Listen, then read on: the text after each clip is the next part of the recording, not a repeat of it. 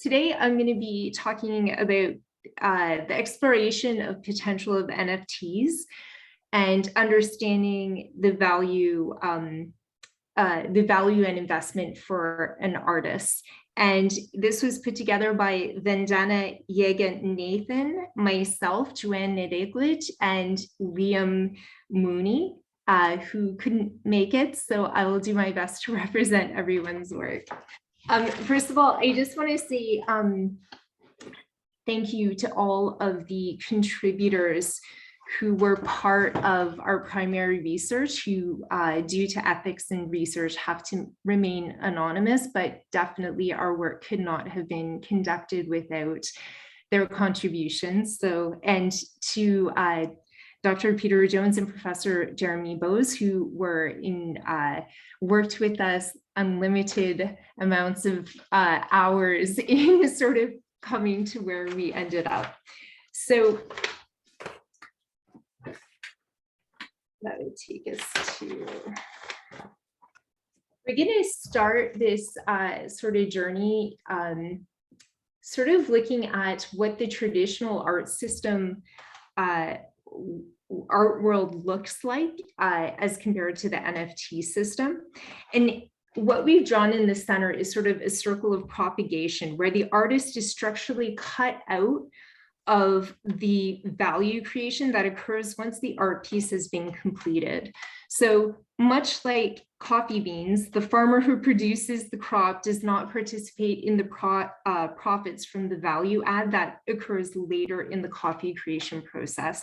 So this circle represents a structure of the art transaction and exchange that has existed for millennia, and emperors, tyrants, kings, queens, and popes, along with governments, corporations, and billionaires have used this model knowingly and unknowingly through their use and consumption of art. And here in the circle, the artist is alienated from the value of their work after it generates its primary sale.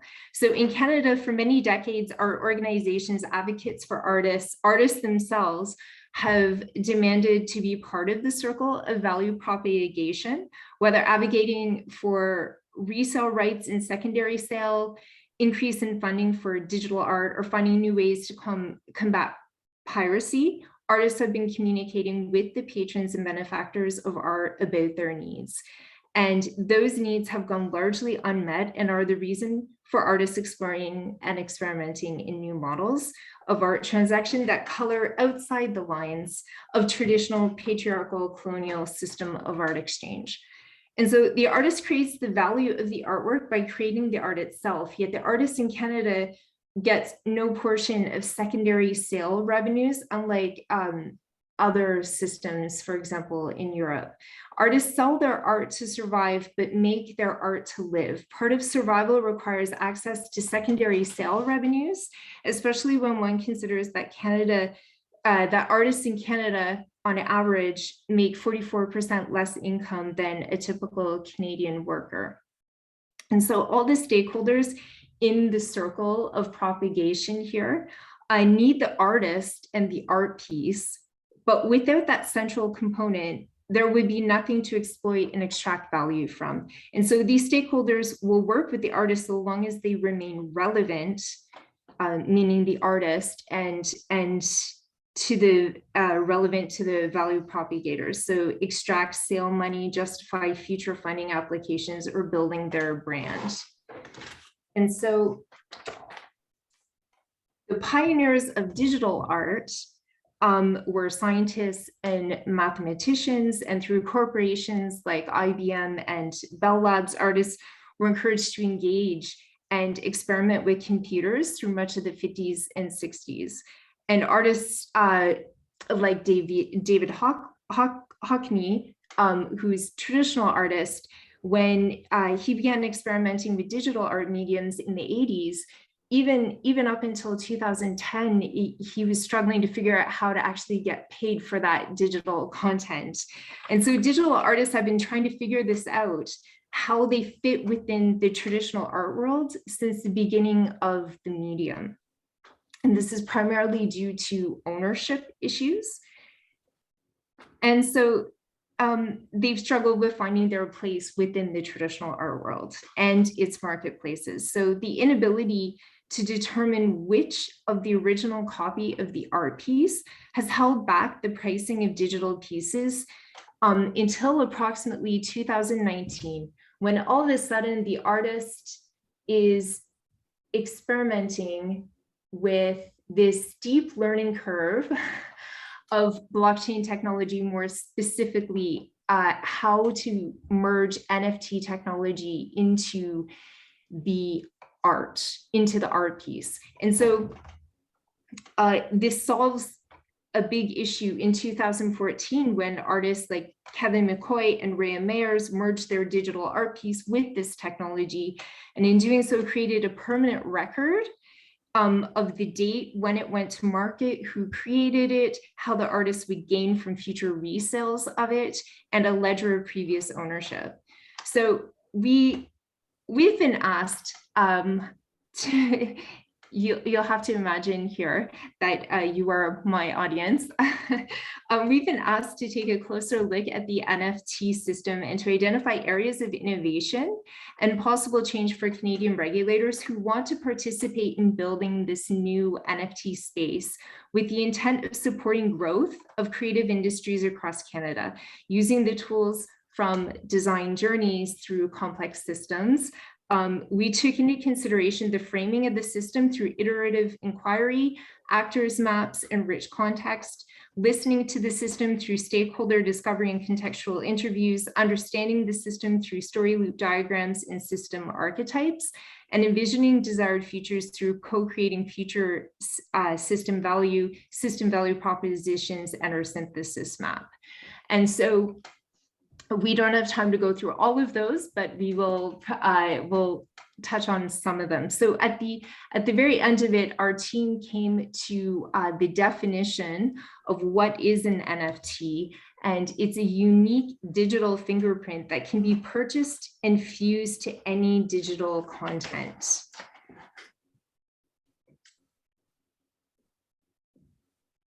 So I will actually stay here. So we have the artist as they're experimenting with the steep learning curve.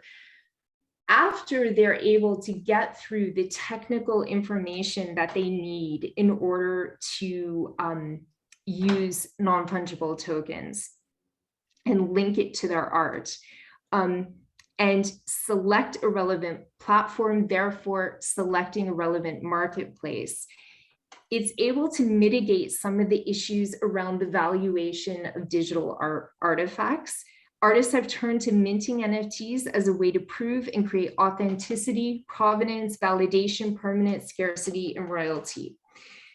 The trap, though, is that the artist is shifting to this new system and has created new marketplaces and community opportunities for the artist to be part of. And this further pushes them out of the traditional world, and the connections to stakeholders within that system have become no longer relevant to the artist. And so the more involved the artist becomes with minting their artifacts using NFT technology, the less innovation and change will occur within the traditional art world, creating a reinforcing loop of more difficulty valuing the artifact, leading to a decrease in authenticity and valuation of the artifact within the traditional art world.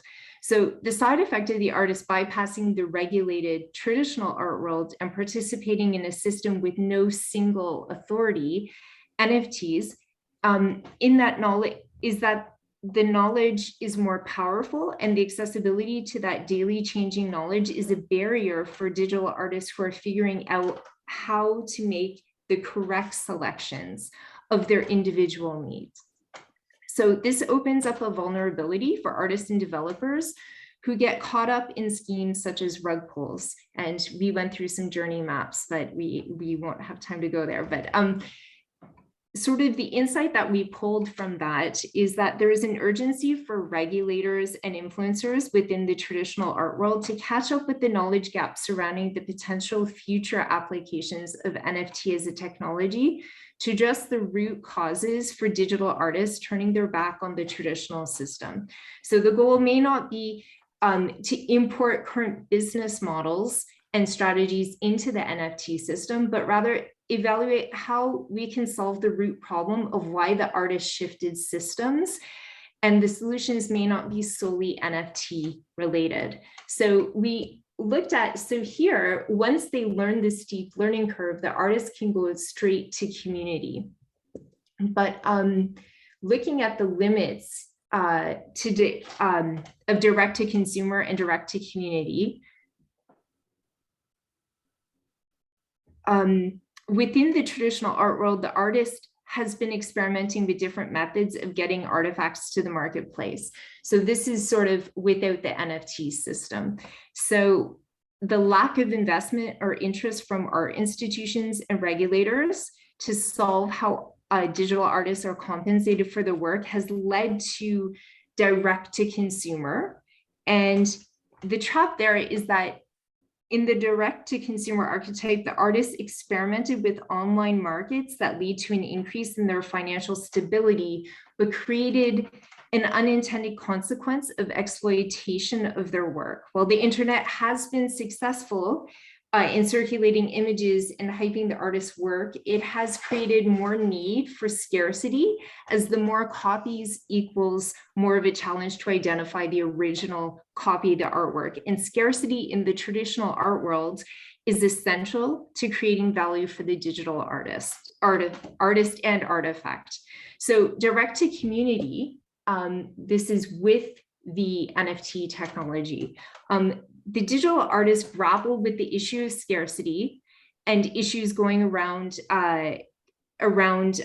direct to consumer until that 2014 experimentation, when the first digital artifact was fused with NFT technology as a way to timestamp and identify the original copy of the art piece. Inadvertently, this new medium within the artist's work has created disengagement with the traditional art world. Relationships between gallery owners, curators, brokers, as well as institutions like museums and schools. So that's sort of what we see inside the value proposition circle here. All of a sudden are no longer have the experience, they're shifting roles. So the NFT cultures have also produced a new type of consumer, one that can decide for themselves their tastes and influences.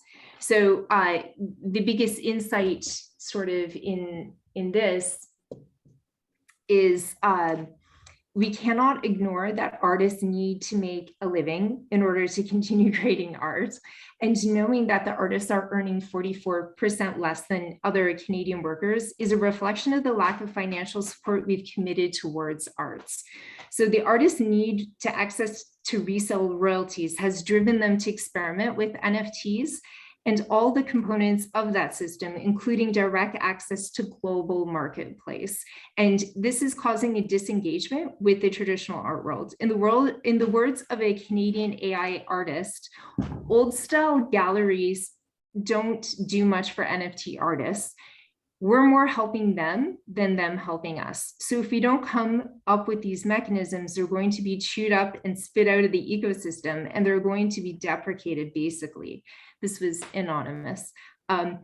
If artists have been able to disrupt the traditional art world simply by incorporating a medium into their work, imagine what could happen if regulators and institutions, including galleries and curators, brainstormed ideas of the potential future with artists.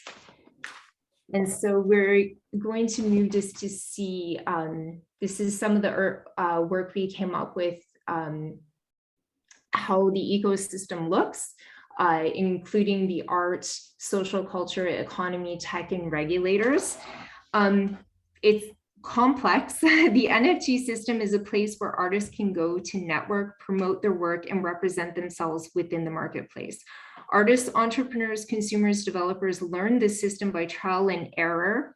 And this process has a steep and potentially costly learning curve.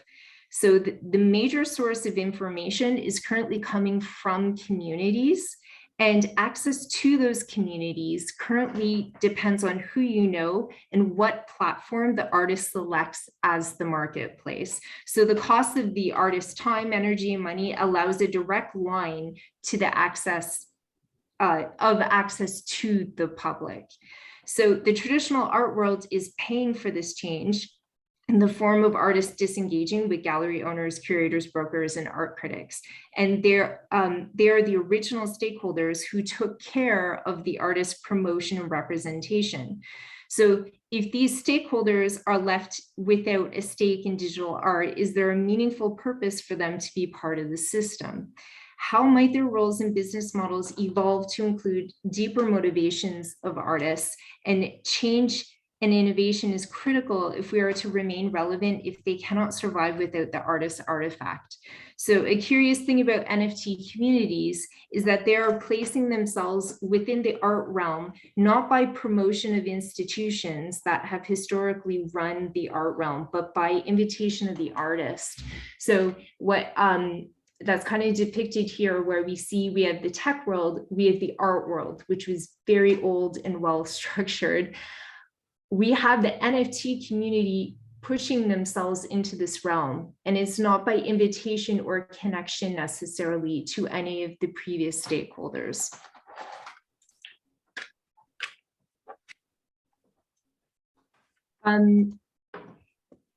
We'll just, I know time is running, but we'll take a quick look at what the old versus the new looks like. So in the traditional art world, we have clear silos, a clear sequential order of how artists goes from beginning to global marketplace. And in some of that structure, the artist has to work very hard to have access to those marketplaces, and are divided into clear stages. So they have to go through it in sequential order to get to that larger market. In the traditional art world, when the artist has reached validation, they must remain relevant and through curatorial interests and museum exhibitions. But what happens when that artist is no longer considered relevant from the perspective of the tastemakers, which is kind of the final silo? What is the process for artists restarting or experimenting with something completely different? Where are the points of entry for those artists? So that's kind of where the NFT system is so interesting, because it's not siloed and sequential in the same way. So artists have to work very hard to learn NFT technology, and is rewarded with an instant global marketplace. So for artists who overcome the initial learning curve of that NFT system, they have access to this marketplace. And the artist's motivation to continue to interact with this medium is not solely based on monetary compensation, but also on sharing and collaboration that takes place inside their communities, including a very strong feedback they receive from their peers on a daily basis. And so there is this balancing paradox between the community and the artist's autonomy, wherein the artist has say over pricing and contracts, including future income earned through royalties. The system gives the artist a method of it to establish provenance of their cultural artifact and the incorporation of their identification, producing a signature that is verified on the blockchain. It also seems to replace the legacy intermediaries within technology with technology intermediaries with influence over the artists and the future of the cultural artifacts. And so any changes or innovation of regulators in the system needs to take into account this individual and community interrelationship, that has solved one of the digital artist's main issues, a physical need that cannot be met within the traditional art world, the ability to identify the original digital artifact among many copies. And part of our process was developing several mapping out several journeys based on our primary research. And one of the journey stories in particular showed that the experience in the traditional art world gave a foundation to an artist who's entering the NFT space. So the goal is setting an artifact to market within the NFT space has similarities with the traditional art structure. The artist is taking on the roles of marketer and promoter, and this learning curve is steep for the artist, who is also intensely learning the tools inside the platforms and the technology required for producing their artifacts. And in the words of an artist from India, everything changed because the traditional world is structured and very different from the digital world.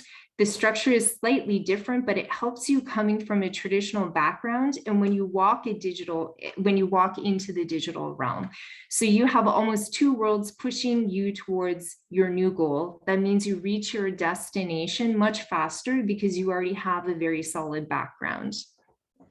Again, we have to keep that anonymous, but it's interesting. Artists need to select a platform that aligns with their own values in this community and network. And this will help them with learning and guidance needed to integrate this technology into their work. This includes selecting a platform with a coding language that will provide the smart contracts the artists need for copywriting and royalties. And the copyright is considered separate from the NFT and contract, but is an integral part of the story as it belongs to the artist and is not a part of the transaction unless it's clearly stated within the NFT coding. So getting this right is pretty important, as all transfers of ownership are permanent. It is interesting to note that consumers do not always understand this distinction, that the artist retains the copyright and that the new ownership of the NFT has the right to display the NFT, or at least the copy of the NFT for personal use only. And so that takes us into the futures, which is very abstract here.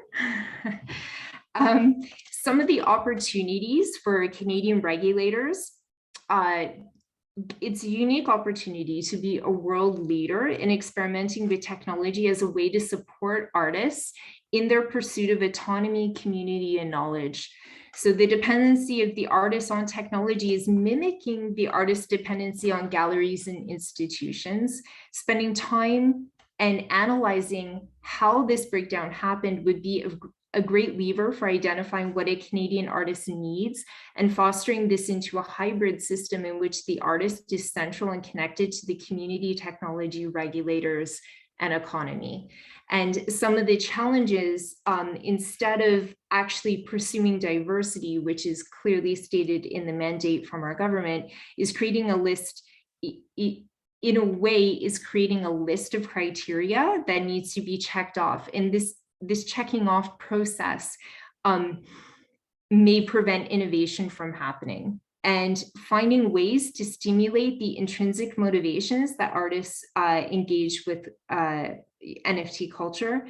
And NFT cultures and marketplaces are functioning outside of the Canadian legal structure. So there's currently no protection for artists, entrepreneurs, or consumers. Another challenge is there's no insurance of assets inside the NFT structure, and currently regulators lack understanding of technology and its potential. If they are to understand the future applications of the technology, there needs to be a steep learning curve. And some of the assumptions that we made in building out this map is that if mastery takes 10 years, then we're assuming there are no NFT experts. Artists and consumers already in the NFT space will be willing to engage or experiment with traditional regulators. And traditional business models may not be a good fit for the fluctuating, autonomous, unregulated blockchain technology. So new paradigms or mission statements will need to be considered. And also that we're assuming a broad range of experts from the community would be consulted in forming solutions for bridging NFT and traditional systems. And there were a couple other points in terms of the social systems that may be affected and how cultural social system. Canadians have access to a lot of free digital content. So a shift will need to take place so that those content creators can receive credit and compensation for those contributions. A key difference inside the NFT marketplace is that the original digital artifact is identifiable, and scarcity is created simply by being able to recognize the original among the copies. Copying and sharing the original through the internet space allows publicity that is considered in favor of the artist. The traditional marketplace has struggled to create the scarcity and provenance of the original copy. And so in that context, spreading images of the original can negatively impact the compensation that an artist receives. And also, it could be interesting to see if the shift to NFT technology puts strain on the accessibility. So those who can't afford digital content can still participate in copies of the original. And then secondly, that curators, galleries, curators, brokers, and institutions like museums will need to analyze how their business models are servicing the artist. So the artists are now learning to manage their own promotion and representation, and the public is tapering their taste to these marketplaces. And so the artist is at the center of the NFT culture. And the traditional world will need to find meaningful ways of incorporating the new and the old. This may resemble promoters alleviating the pressure from artists inside the NFT culture, keeping in mind the margins for pricing will not mimic those of the traditional world. Flexibility of how the compensation is divided needs to be considered, and writing new types of contracts to reflect movement of cultural artifacts. So, for example, it's not always the gallery who promotes the artist who ends up selling the artifact. So the artifact may sell while exhibiting in a different location or a gallery. And this flexibility needs to be taken into consideration for what is best for the artist, not just the promoter. That's thank you. Let's take a couple of questions. At least here, and I do want to suggest there is so much complexity in the world in the NFT world as you're showing it, but you've also taken it back into the deep history of the relationship of the artist and art production as a form of cultural production, and the forms of patronage, support, and regulation, and the shifting of those roles. And I just want to point out that and the goals of the synthesis map is actually to give a felt experience of the complexity that is discovered in the realm that's being mapped, not to oversimplify it. And so this is complex because this is complex, and you've done a fantastic job of describing the world that's being represented here, and to see it visually at the same time is fascinating. So, so there were a couple questions or suggestions. Sebastian, would you like to ask Joanne yours? Yeah, hi. How are you? Sebastian. So I'm afraid that you're first up, Sebastian. I've heard you speak before, so. Please keep in mind, I'm a slow thinker, so I'm going to write this down as you ask your question. Okay, don't worry, I already wrote it in the chat. I would say that that map is amazingly complex because the topic is so complex. But my question is, if you were saying that traditional influencers and tastemakers in the traditional world of art are no longer leading the digital art conversation. So who is taking their place as regulators in the NFT world? Oh, so that's complicated. I would, okay, so there are several things that are happening. They are trying to participate in the NFT world. Part of that complexity is that they're bringing along with them their current paradigms and their current structures. And that's the part where it conflicts. So you do see Christie's, you see all the high-end auction houses trying to participate in this digital realm, but they're using the old structures. And it's the old structures that have to be sorted out. That's part of the problem. And I would also argue that if those traditional systems had the artists, the digital artists specifically, them in mind as the primary goal, they would have already solved this problem of authentication. Now they've made attempts, there have been registers, there has been some trial and error on trying to create this, but they haven't been able to because it hasn't been a focus, because predominantly it wasn't a big money maker. And now all of a sudden we have 2019 where accessibility, physical accessibility to art was severely limited with COVID. And so we have all these buyers now not afraid to buy content digitally with a picture, not even seeing the original file. And so that's sort of created this like drive, and all of a sudden auction houses and institutions that are trying to get on board and like get on board the hype.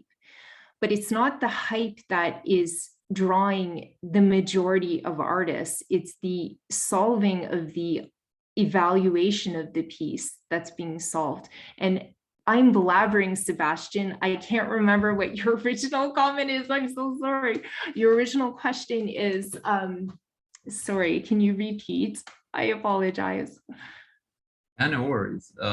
Is that if traditional influencers and taste makers are not longer leading the conversation, so who is taking their regulator role? Because one important thing that you were also addressing is that artists, like I'm an artist too, and in this case, not all the people have this technological knowledge, right? Like we're saying, we depend on communities, we depend on try and error, and that's gonna be hard for, you know, another thing to learn. So I was thinking, like, what if the people that, you know, speak this crypto language, understand it very well, are going to take it as, for example, in social media, is the, you know, the people that make the algorithms, they're changing the paradigms of how information is spread and communicated. What if this happens the same in the NFT with the people that have this technological knowledge? Okay, so okay, that's great. Joanne, if you don't mind, I can pitch in for Oh, it. I would love Rimaz. Thank you. Yeah, so having, and by the way, great presentation, very interesting.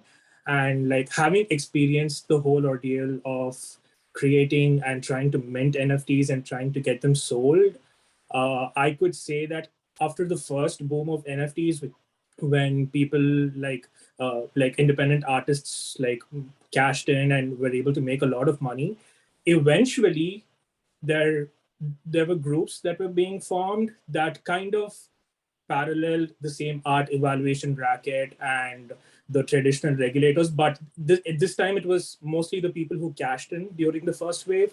And again, yes, to Sebastian's point, it has become imperative that the people who speak the language, the crypto language, or who are already parts of these groups, they get to decide which artwork is valued. They hype it up on Twitter. You have to be very proactive in among all these communities again. And there also has been this issue of art versus collections or collectibles, where like the scores of AI generated, completely AI generated, very similar looking pictures with slight variations are just like being manufactured as opposed to being made, which were also gaining like popularity in I think the last few months. And again, it's in a decline right now.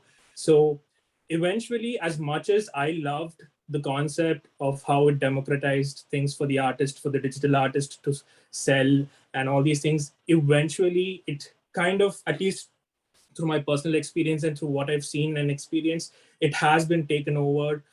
I wouldn't say by traditional art valuation and regulators and tastemakers, but people within who cashed in on the first wave and who kind of already have a good control on the system right now.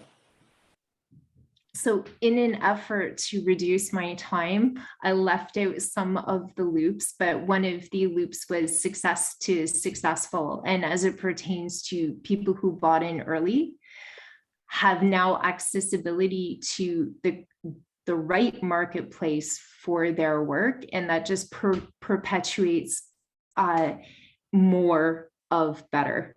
So they are able to sustain that loop almost endlessly while keeping out new participants. So to go back to what Sebastian is saying, the regulators want to participate. However, in Canada, for example, they want to develop this and catch up to the level of knowledge.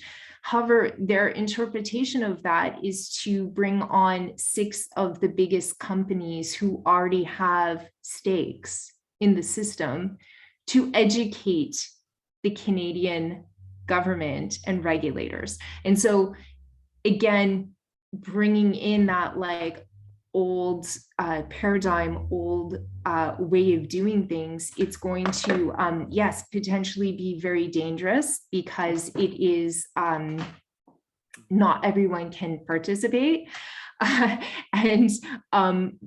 one insight that we did discover through our journey mapping is that not every artist is getting out of the system the same. So for example, we're in Canada, so we have a very different idea of how NFT, what we want or what we need with NFT technology. When we were interviewing people in the South, it's a very different story. They're coming from unstable economies, unstable currency. And so this NFT is more than NFT. It's like a stability that they don't have accessibility to as an artist in general, where they live. And they're now paying for rent, cable, phone with NFT or with exchanging, you know, like it's very different. So I know that doesn't help. I just know that when we were interviewing, depending on where you stand from your perspective, it's doing very different things for you as an artist. So in a more regulated, perhaps more stable place like Canada, those needs and those regulators shift. And that's like another big assumption, that even people participating would want regulators involved in any way. Like as we see Canada trying to speed up, well, instead of developing citizen or in artist relevant centered perspective, they're bringing in the top corporations who already owned that space outside of technology. And so like that's where we're at with the topic of regulator. I'm sorry, Sebastian, that's the best that I can address. Joanne, I think this could be a series of workshops. It's amazing how much this covers. And I hope once this is up on video, if people want to discuss this with you, I hope your team is prepared to continue with this, because I think you've really opened up a real space here for so much discussion about where this field can go. So So if we can maybe even take other questions later, why don't we shift to the third presentation at this point, and I'll